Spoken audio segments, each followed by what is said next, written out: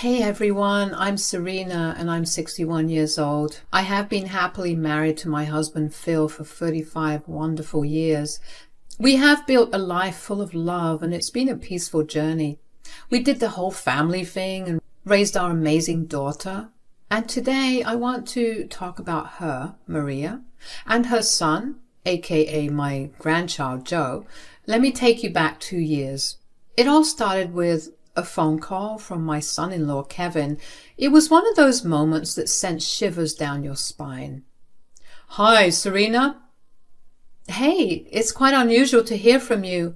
What's been going on lately? You sound serious. Is everything okay?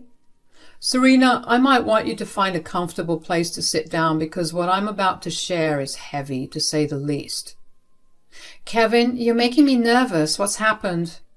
Well, today Maria took the car. She wanted to treat herself and Joe with some ice cream.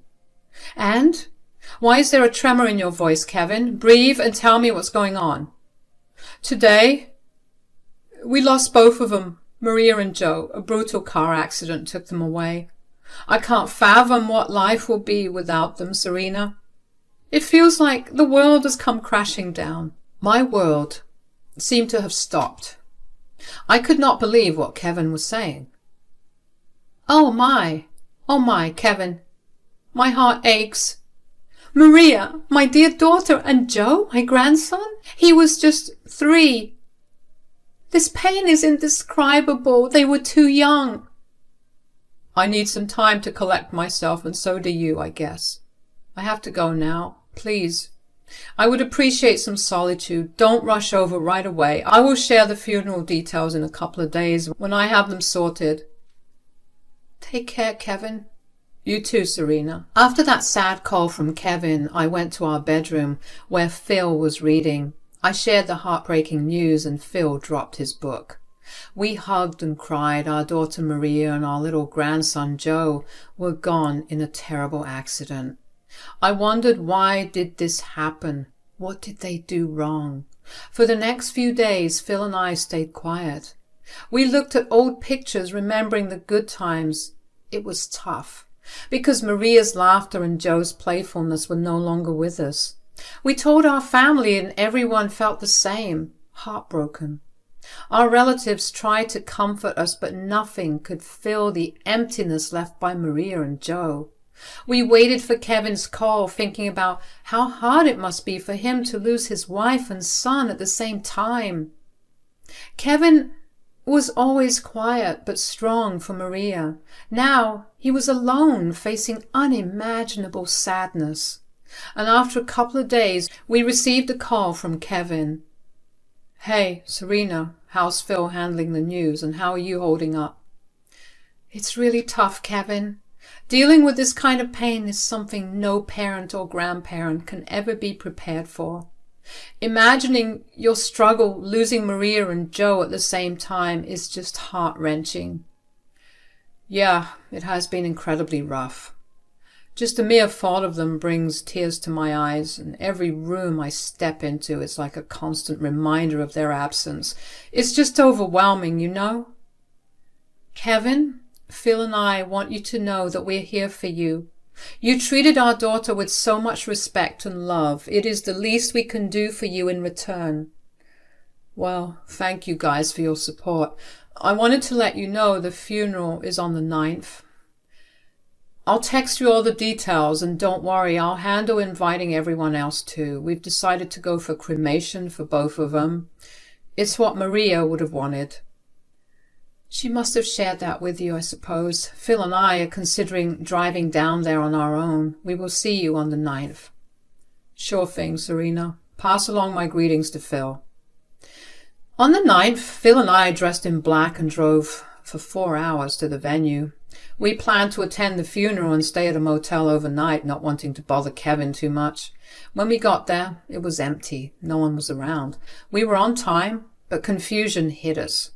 We called Kevin, but he didn't answer. Standing there worried and unsure, we wondered why no one else was there for the funeral. Phil, this is so strange. I expected to see people gathering for the funeral. Yeah, it doesn't make sense. Kevin should have at least picked up the phone. I don't see a single employee we can ask about the funeral. Maybe there's a delay or something we don't know. We drove to Kevin's place and it was tough. The whole way I felt a lump in my throat like I might cry any moment. Going there, knowing what had happened, was really hard. When we reached, I took a deep breath. Their house, which used to be a happy place, now felt heavy with sadness. We walked to the front door and each step felt heavy. I knocked, not sure what we would find on the other side. The door slowly opened and there was Kevin, looking so different from before. Serena, Phil, I almost forgot about you. What about the funeral, though? What do you mean, you almost forgot? What about the funeral? Oh, about that. It was yesterday and you guys didn't show up. Yesterday? But today is the 9th. What's even happening? Are you telling us we missed our daughter's and grandson's funeral? I'm so sorry, guys. That's why I was wondering yesterday why you and your side of the family didn't show up. The thing is, the date was postponed to the 8th and I thought I had sent the text out to everyone, but I guess I missed you guys. Kevin, you cannot be serious right now. How could you forget us? We were certainly one of the most important parts of their lives. I could not help it and I broke down into tears. Hey, Serena, calm down. What's done is done. Kevin, do you mind if we sit in the living room for some time? Actually, yeah, I'm so sorry, Phil, Serena. I urgently need to go somewhere. I'm getting ready. It's just a matter of 5 minutes. Serena can have a glass of water. We have been in the car for hours. I'm sorry about the whole funeral thing. I hope you can forgive me. I really didn't mean it. I know how important you people were to Serena and Joe, but right now is not a good time. I'll give you a call later. Kevin slammed the door in our faces. We got into the car, and once I was done with crying and being emotional, returning to our senses, I began to realize the strange actions of Kevin. Why was he acting so odd, forgetting to invite us to the funeral after it was rescheduled? It didn't make sense. No one could make such a huge mistake. The way he slammed the door in our faces after Phil requested just 5 minutes in the living room, it was all so peculiar. Anyhow, we decided to drive to a hotel and stay there for the night to rest. The next day we headed back home, and during this time there were no calls from Kevin, just a couple of texts expressing how sorry he was. I didn't pay much attention to them. I was kind of mad at Kevin. You could say grief had clouded my judgment, or perhaps I was just angry. I found myself in a confused state. So much had happened, from the devastating passing of Maria and Joe to us missing their funeral and Kevin's strange behavior. It was overwhelming. Weeks after the funeral, one day Kevin sent me some texts accompanied by a couple of photos. The images depicted a serene lake in the background with 2 urns placed on the passenger seat of a car. The text said, Hey, Serena, it's Kevin. I hope you're doing okay. I wanted to share something with you. Remember that spot near the lake where Maria and I went camping once? It was one of Maria's favorite places. She shared the news of Joe's pregnancy with me there. I thought it would be the right place to pour their ashes. I know we have not been talking and I understand why. The funeral mix-up, my strange behavior. I messed up. I'm truly sorry. I just hope one day you can find it in your hearts to forgive me. After seeing those pictures, my heart swelled up, not just for Maria and Joe, but also for Kevin. I realized the grief he was dealing with, and it was a perspective I hadn't fully considered. I showed the pictures to Phil, and he expressed a similar sentiment. We both understood the need to start letting go of the pain and anger and focus more on keeping Maria and Joe alive in our hearts and memories. Instead of responding to Kevin's text, I decided to make a call. It felt like the right thing to do, to bridge the gap that had formed between us. Kevin, how was your trip? It was a mix of emotions, Serena, painful, therapeutic, refreshing, all at the same time. I felt like I needed it. I should have been more understanding the past few weeks. We were all dealing with our pain, weren't we? I'm really sorry. No need to apologize, Serena. I know I messed up. It's okay, Kevin. I just wanted to say I hope the future brings you the best. I'd like to meet you soon. You meant a lot to Maria, and that won't change now that she's gone. Our relationship is still here, and you can always come to us for anything or just to say hi. It would be a pleasure for both Phil and me. I like that, Serena. Your call today meant a great deal to me. Please take care of yourself. Months turned into a whole year, and during this time things stayed pretty much the same. The pain was slowly fading away. Kevin and I didn't really talk much, and maybe that's how it was supposed to be for us. Phil and I carried on with our usual lives. We enjoyed gardening and pottery, our simple hobbies. We're just an old couple, so our adventures were more about the everyday stuff. We had to keep moving forward. Our home was filled with memories, and the pictures on the walls telling stories of a life well lived, of love that stayed strong even when we faced loss. In the evenings, we'd sit on the porch, sharing stories, and sometimes we would just sit and enjoy the quiet. Then one day, out of nowhere, Kevin showed up at our house. Oh my God, Kevin! I had no idea you were here in the area. You should have given a heads up. I could have prepared some lunch for you. Hey, Serena, I actually came here specifically to see you and drop off some boxes of Maria's and Joe's stuff. Oh, you didn't want to keep anything? Nope, I kept what I needed. The rest, Paris suggested I give to you. Paris? Who's Paris? Oh, Paris, I forgot to mention her. She's my girlfriend, moved in about a month ago. Wow, it's only been a year and you've already moved on fast. Well, you know, I couldn't stay sad forever. I needed to. Anyway, where's Phil? He's at the hardware store getting some tools. I wish I could stick around to see him, but I'll just drop the boxes from my car's trunk onto your porch and head out. After Kevin left, I was honestly a bit shocked. A whole year had passed and he already had a girlfriend who moved in just a month ago. Well, people move at their own pace, I thought. Maybe Kevin was someone who liked to move fast in relationships. Despite the surprise, I was genuinely happy that he had found someone else to love, and I wished the best for him. As another year rolled by, a few months back, something significant happened, and that marked the beginning of the real and disgusting secret unfolding. One day I found myself at the grocery store on a solo mission to pick up a few things because some friends were coming over for dinner.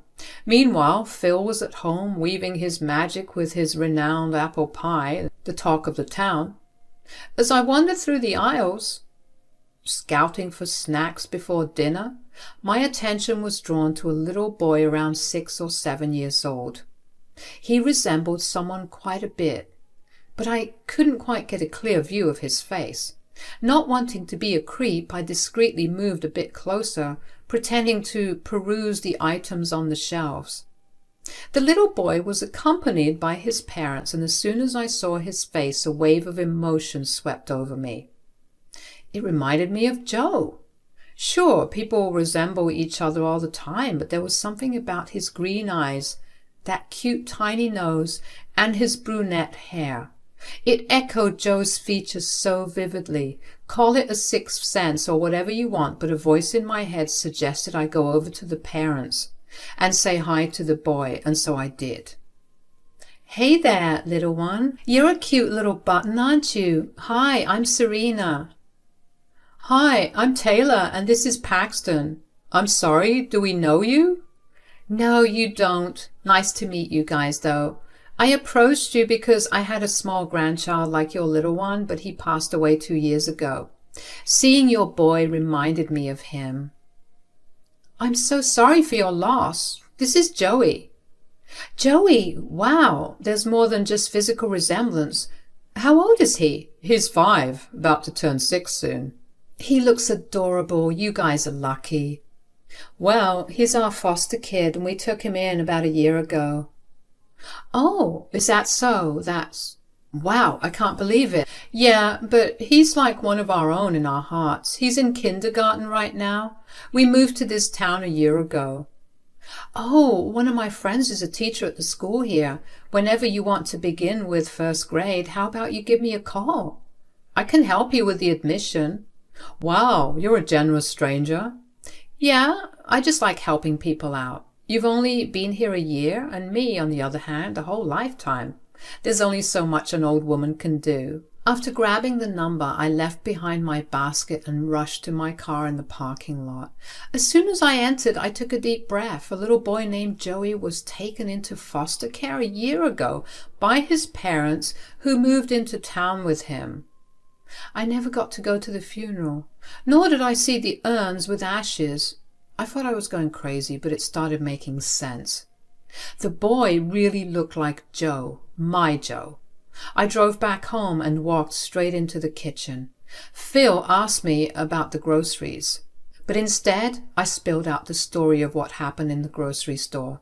He thought I was coming up with theories, dismissing it as an unlikely truth. He told me to calm down, attributing it to a huge coincidence, claiming that coincidences happen all the time.